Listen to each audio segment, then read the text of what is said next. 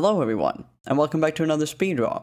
I am of course your resident Moomin troll, your darling honeyboy, and today I've drawn Moomin as Bloodborne.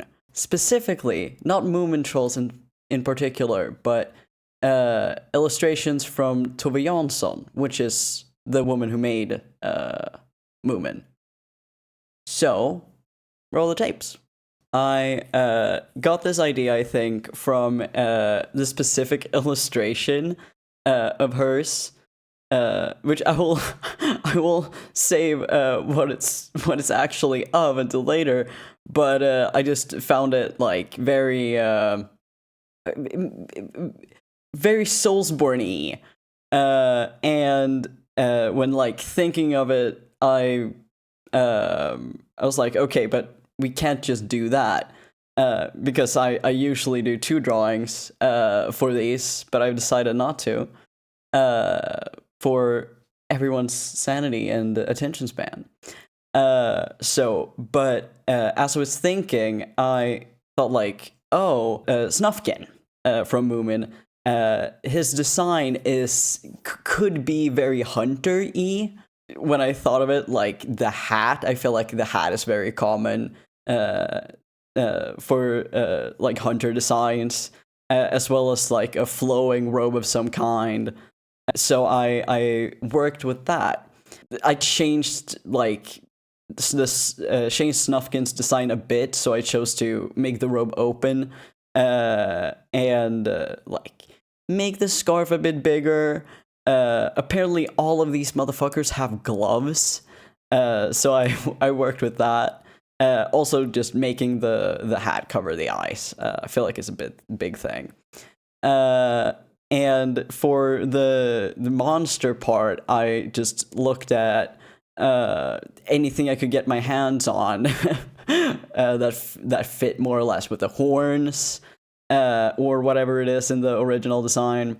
Just getting a sense of like, what do they do, what don't they do. A lot of the monsters do not have eyes, but the illustration, the eyes are pretty prominent, so I had to use it. And usually it has a lot more texture, I feel like, than I ended up with. But I chose to do this. It kind of looks a bit like the original illustration, with like hiding behind a rock, that the Snufkin hunter is doing. I feel like it's kind of boss battle-y feel to it, which is very nice. I got in and tried to do like a cool perspective on the monsters, but I just completely forgot about it at some point. I really like the design of the environment in the illustration for the monster, so I worked a lot with that, and it turned out better than I could have anticipated. So that's very fun. I did this in black and white. I feel like the Snufkin pose and the face, I feel like strangely communicated a lot of the Bloodborne I was going for, which is fun. And he was like, I think more than I originally thought, very translatable, which I think is also very fun. I feel like the hair kind of also gave it the Bloodborne feel. Also, like using the scarf, making it bigger, making it flowier, it's like some drama, right? Also, that's something you saw when I was sketching Snufkin there in the beginning.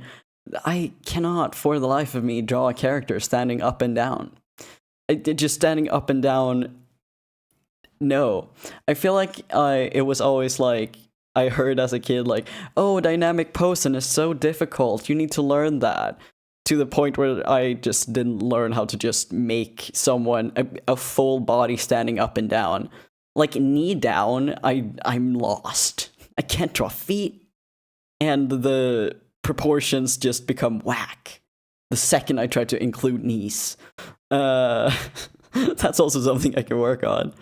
I didn't really know which of the rendering styles I could choose. There's this very simple but effective hatching and then, you know, a whole ass game, just 3D entire thing. But I chose to do like a middle thing that would be the easier for me. I really did the sketch, I did the values, and then I just went in with a combination of my beloved 30-30-40 brush and I think it was called a square texture brush, but it's just a very nice, like, flat, good, it makes me feel good to render kind of brush. And then I just, like, smushed the two layers together and used the black sketch lines. I mixed it in with the rest. It's just that's it. I got this, like, rendering style or this way of working. I kind of explored when I was just like, I had art block and was just like, oh god, I don't know what to do. So I did scene painting because I never do that, and that's one of the best things to do when you have art block. Just do something you haven't done, and do it, like, casually. So I just like, oh no, I'm just gonna bust out a brush and I'm gonna do some environments, and then I ended up drawing like a whole entire thing because it was like I'd planned a boss battle for my TTRPGs, my GMing.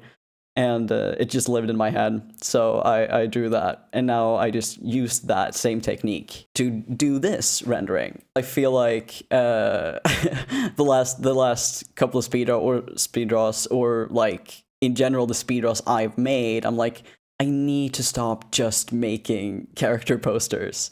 I simply have to do something else, and that's why I kind of went for this, except the fact that it was very fun.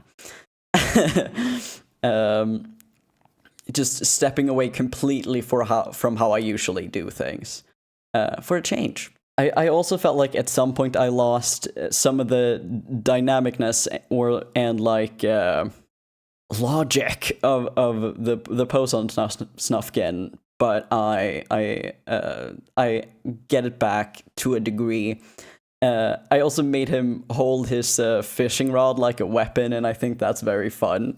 It was an idea I got, like, really endeared by. There's a lot of push and pull, trying to figure out. I went very, like, low on the values. I went very dark, which made it difficult with contrast and such. So I had to go in and, like, fix that up a bit. I did this brilliant thing where I have the references as a layer on screen, so it just flashes. I've been trying to edit it away, but I'm sure some is still in there. I also have absolutely no consideration for how I worked, like, video-wise. So it's just with the flickering of reference layers and just me working very small in a corner that I've done before. But I should get into the story of this monster, because I think I've held it off long enough. Because this illustration is from The Hobbit. So this big creature is a illustration of Gollum. Because apparently in the earlier versions there wasn't a very clear visual description, so people kind of just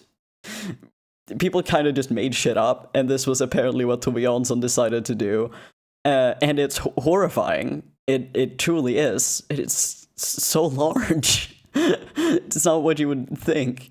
Actually, when I first looked at this illustration, I misread the face of Gollum. I thought the big, like, black triangle, which is obviously the nose, and you can see it, like, in the way Tove Janssons usually draws.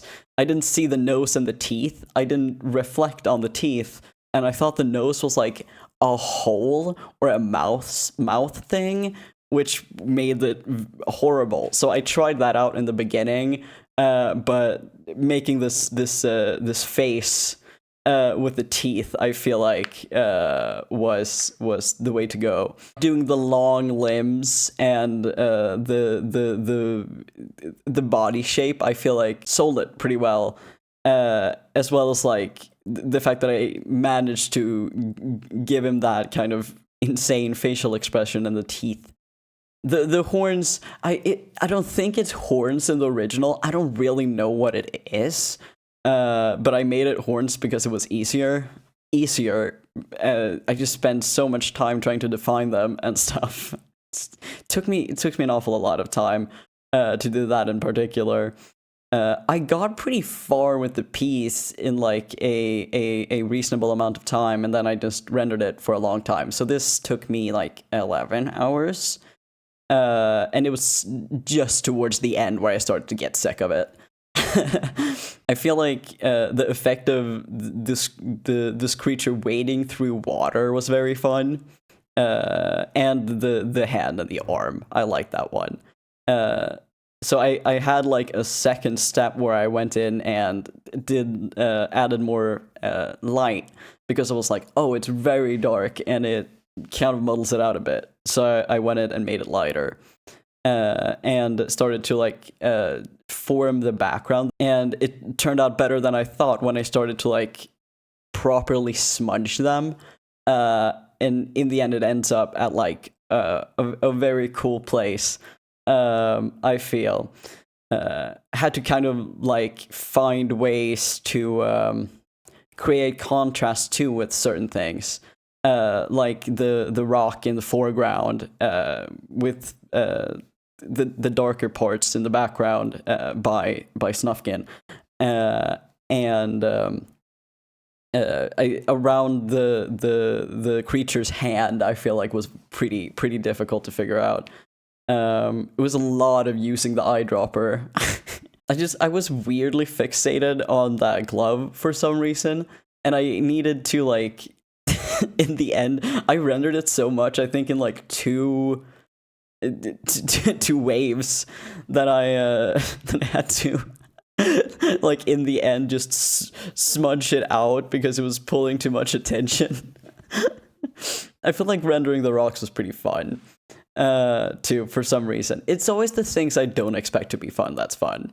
The lighting was something in the beginning that I had kind of like a hard time not figuring out, but like knowing what to do with it before I settled on like the backlighting, which I thought was fun, and it really like developed into something that worked very well. I wasn't sure of what to do like Snufkin wise, just because technically he would be like in shadow properly, but I didn't really know if I wanted to go like that with the composition. Because he is so solidly in the foreground that I kind of wanted it to be like, oh, he's either much darker or much lighter than the monster, but it didn't end up that way. I feel like because I wanted to have a nice balance of focus between them. I feel like the main difficulty I had with this was texture. It wasn't a lot of texture. The most textured thing I feel like is Snufkin's hair and the feather. Just in general, the monster is like a blob, and you know, like with the robe and stuff, I couldn't really figure it out. I found another weakness. I also didn't know if it was like hair on the Gollum. But I made it like that because I thought it worked. It was the easiest thing I could think of.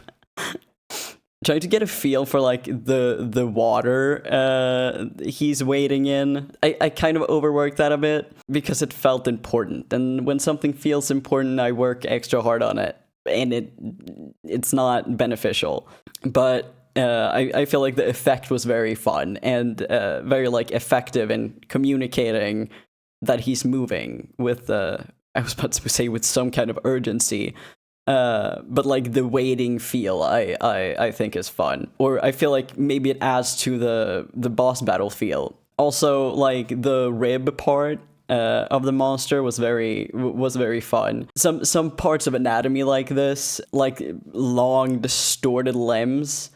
and stuff like that is one of my favorite things to do. So it came pretty naturally. But yeah, textures was hard because I looked at I forget what they called, celestial something, because they have a similar body type to what I was doing. And, I looked at other relevant sources, and they're all very textured. But when I came to the point in the piece where textures I feel like became relevant, then I had grown tired of it, and figuring it out was kind of like, nah, I'm not gonna do that. Also, like, texture on Snufkin's clothing, I feel like would have been very beneficial, but I couldn't figure it out, so I didn't.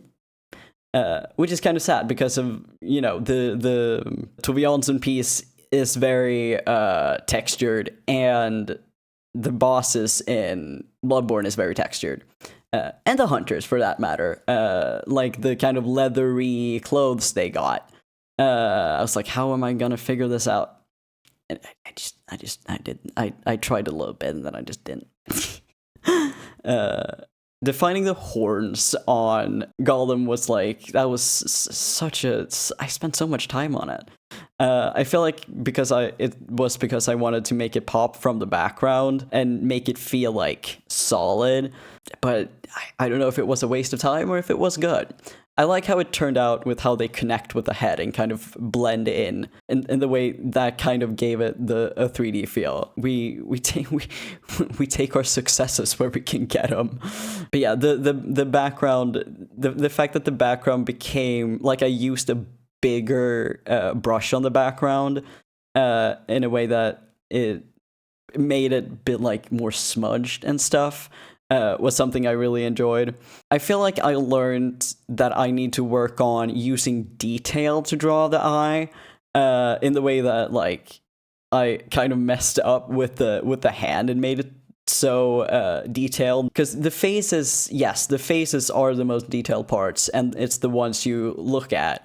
But I feel like I could have made Snufkin in general more, like, defined. And I feel like texture would probably do a lot for that. In the end, though, I do add some texture, but it was like very rough. I just went through all the texture brushes I had and went like, oh god, how am I supposed to do this? But in the end, I ended up going to the Clip Studio Asset Store and downloading like some hatching brushes. And putting that over the background really gave it a like nostalgic feel to it. I don't know if it's Tove Janssons in particular, it could be, but it gave an effect that I thought was very fun. And made it work without like me having to put too much effort into it. But I messed around with it like a good bit. I also added like some kind of wash blobby texture to the monster, just the monster's body, to make it a bit more textured. But it didn't come through too much. It's subtle. And then I was like, I need to be done. I cannot futz with it anymore. I have to export it and just go. And then I sent it to my friend, and I was like, oh god, it did that thing again where pure black becomes super defined compared to like even just 1% gray or something. So I had to go in and kind of just like smudge those out, and I did that off screen because I was just pissed and didn't feel like putting the camera on for that.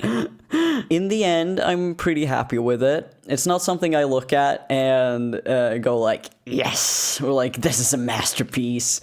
But I feel like I delivered on the concept, and I had some unexpected successes, like with just how Bloodborneable Snufkin was. And I feel like how strangely Bloodborne-esque I feel like the face turned out somehow. It's something about it. I don't know if it's like the expression or the nose or something. And also like the upper arm of the raised arm on the monster, I feel like was very nice. Kind of the expression too.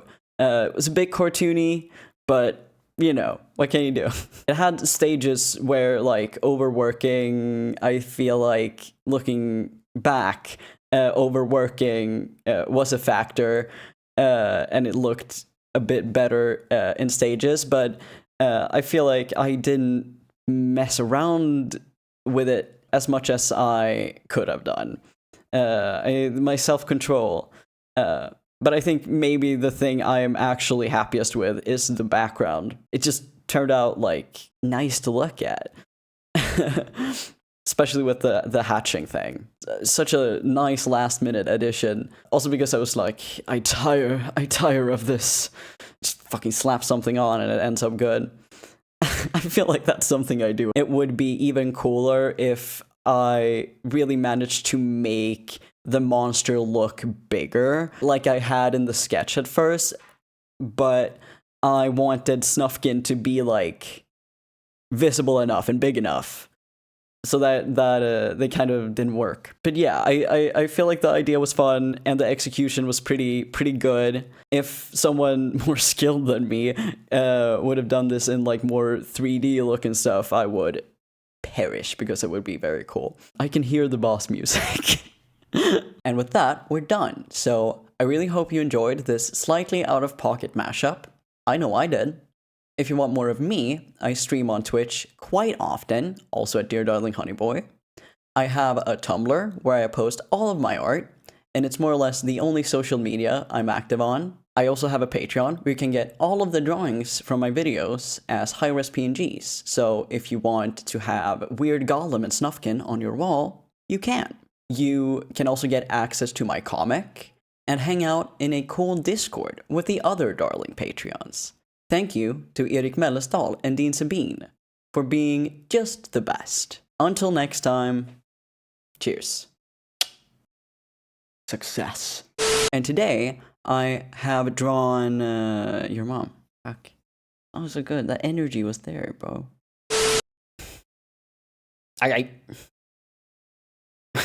No. I stream on Twitch. If you want more of me, I stream on Twitch quite regularly. And I mostly piss my pants, dude. I'm fucked. So I play funny. I talk too much, brother. Fuck. And with that, we're done. We're done. Don't call me. Don't come by my house. Done. I stream on Twitch. What? Motherfucker had to honk. I honk if you want to destroy my outro. Because I sure did. I don't have a don't forget this time. Damn it. This maybe out of pocket mashup.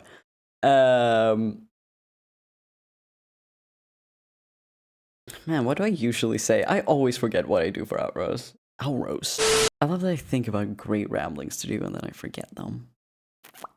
Crying, pissing, shitting, throwing up, passing out.